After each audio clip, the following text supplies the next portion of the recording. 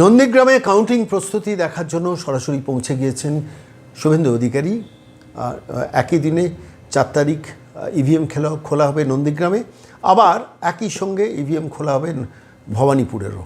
ফলত স্বাভাবিকভাবে দু জায়গায় তিনি প্রার্থী। নন্দীগ্রামের পুরো প্রস্তুতি, কারা কাউন্টিং হলে থাকবেন, কিভাবে কাউন্টিং প্রস্তুতি নেওয়া হবে, তার প্রসেস কী হবে, সমস্তটা পর্যবেক্ষণ, বিশ্লেষণ এবং কর্মীদের নির্দেশ দেওয়া, নেতৃত্বকে নির্দেশ দেওয়ার জন্য পৌঁছে গিয়েছিলেন সরাসরি নন্দীগ্রামে।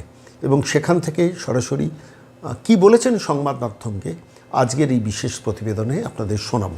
সমস্ত এক্সিট পোল বলছে যে বিজেপি, আমার এক্সিট পোল দেখার দরকার নেই, আমি প্র্যাকটিক্যাল পোল বলে দিচ্ছি বিজেপি আসছে।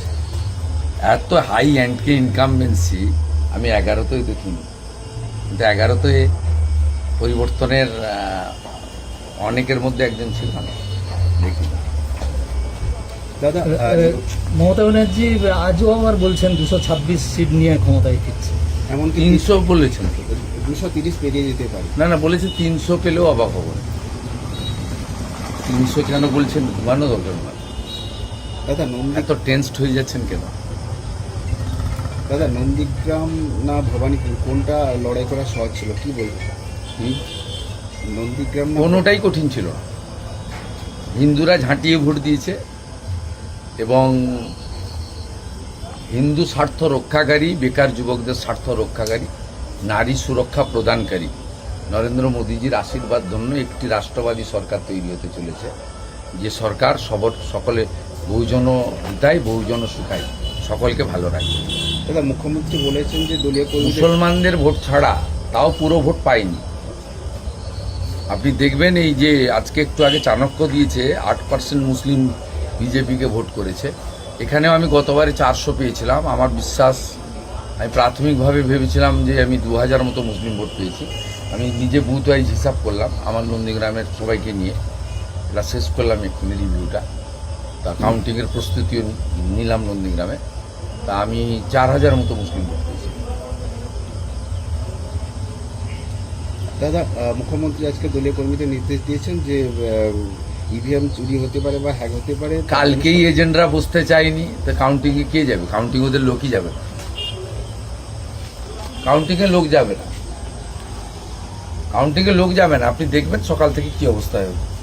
কালকে তো আমি ভবানীপুরে দেখেছি ওদের এজেন্ট বসতে চাইনি, বাচ্চা বাচ্চা ছেলেদেরকে ডেকে 2000-3000 হাতে দিয়ে বসিয়েছে। মক পোলিংয়ের সময় 50 জনের বেশি এজেন্ট ছিল না।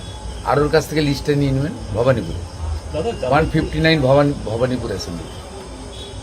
মক পোলিংয়ের সময় টিএমসির 50 জন এজেন্ট ছিল। দাদা, যাদবপুরের প্রার্থী সর্বোচ্চ মুখার্জির এজেন্টের বাড়িতে হামলা করেছে, টুকটাক করছে, অভ্যাসটা তো অনেক দিনের, 15 বছরের অভ্যাস, তাড়াতাড়ি যাবে না। এমনকি আরএসএস-এর বেহালায় আরএসএস কর্মীদের উপর অত্যন্ত জঘন্য কাজ করেছে, অত্যন্ত জঘন্য কাজ করেছে। উনি আক্রান্ত হয়েছেন, আবার ওনাকেও কোর্টে ফরওয়ার্ড করেছে কেস দিয়ে, মিথ্যা মামলা দিয়ে, ঘোর নিন্দা করেছে। অভিক চৌধুরী বলছেন যে মুখ্যমন্ত্রী হারতে পারেন, এরকম একটা অ্যাসেম্পশন করছেন। অদিদা অভিজ্ঞ নেতা, এটা তার ব্যক্তিগত মত।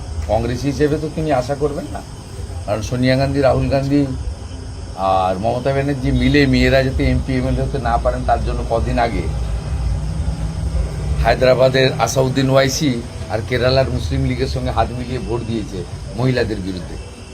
এটা ওনার পার্টি লাইন নয়, ওটা অভিজ্ঞ নেতা, ব্যক্তিগতভাবে তিনি তার মতামত প্রকাশ করেছেন, শ্রদ্ধেয় নেতা বটে।